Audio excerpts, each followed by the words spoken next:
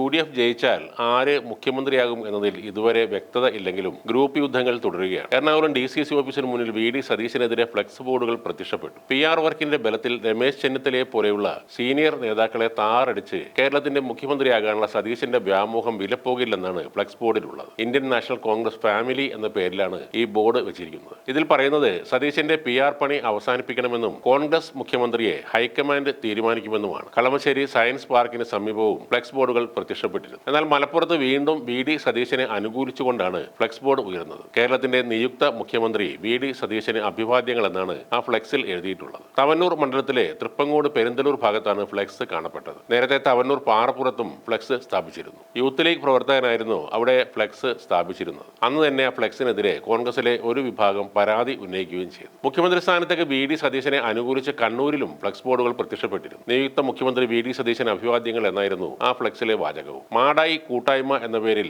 പഴയങ്ങാടിയിലെ BV റോഡിലാണ് flex ബോർഡുകൾ സ്ഥാപിച്ചിരിക്കുന്നത്. വോട്ടെടുപ്പ് കഴിഞ്ഞതിന് പിന്നാലെയായിരുന്നു കോൺഗ്രസിൽ മുഖ്യമന്ത്രി പദവുമായി ബന്ധപ്പെട്ട ചർച്ചകൾ ഉടലെടുത്തത്. എറണാകുളത്ത് നിന്നും മുഹമ്മദ് ഷിയാസ് ആയിരുന്നു ഈ ചർച്ചകൾക്ക് തുടക്കം കുറിച്ചത്. ആദ്യഘട്ടത്തിൽ വളരെ ആരോഗ്യപരമായ ചർച്ചകളായിരുന്നു നടന്നത്. എന്നാൽ അല്പം കഴിഞ്ഞതോടെ പതിവ് പോലെ നേതാക്കളെ കരിവാരിത്തേക്കുന്ന അധിക്ഷേപിക്കുന്ന രീതിയിലേക്ക് കാര്യങ്ങൾ മാറുകയായിരുന്നു. ഇനി തെരഞ്ഞെടുപ്പ് ഫലം വരാൻ 6 ദിവസങ്ങളാണ് ബാക്കിയുള്ളത്. മുഖ്യമന്ത്രി സ്ഥാനം ലക്ഷ്യമിട്ട നീക്കങ്ങൾ നേതാക്കളെ ലക്ഷ്യമിട്ടുള്ള ചെളിവാരി എറിയലായി മാറിയതോടെ ഹൈക്കമാൻഡ് വിലക്കും ഏർപ്പെടുത്തി. എന്നാൽ ഹൈക്കമാൻഡ് വിലക്കിനിടയിലും നേതാക്കൾ തമ്മിൽ ഫ്ലെക്സ് യുദ്ധം തുടരുകയാണ്. മുഖ്യമന്ത്രി ആരെന്ന ചർച്ചകൾക്ക് AICC നിർദ്ദേശപ്രകാരം KPCC കർശന വിലക്ക് പ്രഖ്യാപിച്ചിരുന്നു. മുഖ്യമന്ത്രി പോരിലെ എതിർപ്പ് എല്ലാ നേതാക്കളെയും AICC general secretary Deepadas Munshi വിളിച്ച് അറിയിക്കുകയും ചെയ്തു. ഈ അനാവശ്യമായ ഏറ്റുമുട്ടലിൽ ലീഗ് ഉൾപ്പെടെയുള്ള ഘടകകക്ഷികൾക്കും അതൃപ്തിയുണ്ട്. സതീശന് അനുകൂലമായി ലീഗിനുള്ളിൽ അഭിപ്രായം ഉയർന്നതായി ഒരു വാർത്ത വന്നതിൽ കോൺഗ്രസിലെ മറുചേരികൾക്കും നീരസമുണ്ടായിരുന്നു. വിലക്കിനിടയിലും ചെന്നിത്തലയെ അനുകൂലിച്ച് ഇംഗ്ലീഷ് ദിനപത്രത്തിൽ പരസ്യം വന്നിരുന്നു. അതിനിടെ KC വേണുഗോപാൽ പക്ഷവും അവരുടെ നീക്കങ്ങൾ തുടരുകയാണ്. അതേസമയം കോൺഗ്രസിലെ മുഖ്യമന്ത്രി ചർച്ചയിൽ പക്ഷം പിടിക്കാനില്ലെന്ന് കേരള കോൺഗ്രസ് സൂചിപ്പിച്ചു. മുഖ്യമന്ത്രി തീരുമാനം കോൺഗ്രസിന്റെ ആഭ്യന്തര കാര്യമാണെന്ന് ഫ്രാൻസിസ് ജോർജ് പറഞ്ഞു. കോൺഗ്രസിന്റെ കാര്യത്തിൽ ഘടകകക്ഷികൾ അഭിപ്രായം പറയുന്നത് ശരിയല്ല. കോൺഗ്രസ് നേതൃത്വം ചോദിച്ചാൽ മാത്രമാണ്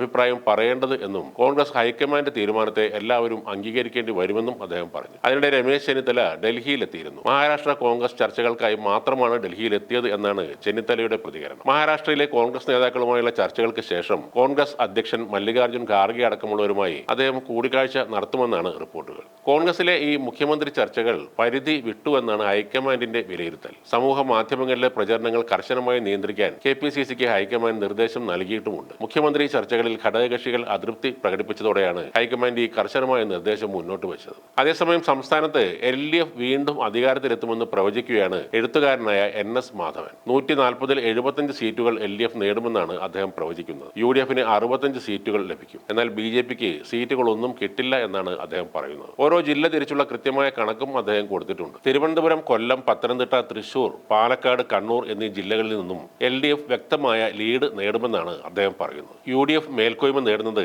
വയനാട്, മലപ്പുറം, എറണാകുളം എന്നീ ജില്ലകളിലായിരിക്കും. മറ്റുള്ള ജില്ലകളിൽ കടുത്ത പോരാട്ടം തന്നെയാകും നടക്കുക.